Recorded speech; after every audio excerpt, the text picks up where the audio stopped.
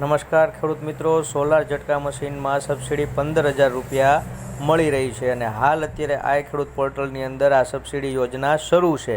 જો હજી સુધી તમે એ સબસિડી યોજનાનો લાભ નથી લીધો તો તમે અત્યારે અરજી કરી શકો છો અને વહેલા તે પહેલાંના ધોરણે છે.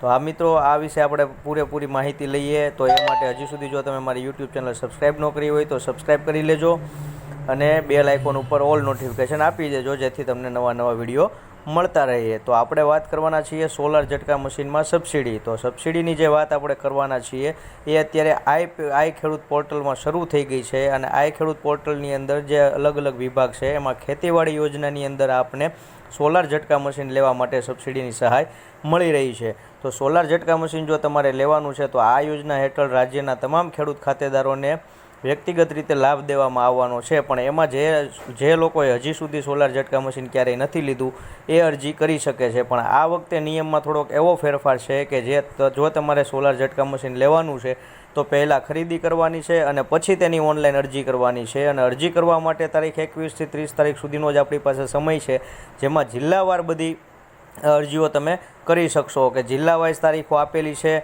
જેની આગળ મેં વિડીયો મૂકેલો છે. એમાં બધું જણાવેલું છે કે કયા જિલ્લા વાઇઝ તમારે કઈ તારીખમાં ખુલશે. તો વહેલા તે પહેલાંના ધોરણે હોય અને આ વખતે થોડોક નિયમમાં ફેરફાર હોય, તો એટલા માટે મિત્રો પહેલાં તમે સોલાર સબસિડી એના નિયમ મુજબ જે સોલારનું જે માર્કાવાળું હોય, ISI માર્કાવાળું હોય, BSI વાળું હોય, એની સોલાર કીટ આખી જે તમારે લેવાની છે એ ખરીદી કમ્પ્લીટ આખી કરી અને પછી તમારે ઓનલાઈન અરજી કરવાની રહેશે. સાથે તમારે ઓનલાઈન અરજી કરો ત્યારે એનું બિલ પણ અપલોડ કરવાનું રહેશે અને એ અપલોડ કર્યા પછી તમારે અરજીની મંજૂર થયા પછી તમારે ગ્રામ સેવકને આખી આપવાની રહેશે. આના પહેલાં ઊંધું હતું અને અત્યારે આ વખતે આખો નિયમમાં ફેરફાર થઈ ગયો છે. એટલે અત્યાર સુધી જો તમને ખ્યાલ ન હોય તો તમે ફટાફટ આ વિડીયો જોવા મળે તો તમે તરત બીજા ખેડૂત મિત્રો સુધી પહોંચાડજો અને જે લોકોને ખરેખર સોલારનો લાભ લેવો છે એ લાભ લઈ શકે. તો વિડીયો બીજા ખેડૂત મિત્રો સુધી ખાસ પહોંચાડજો.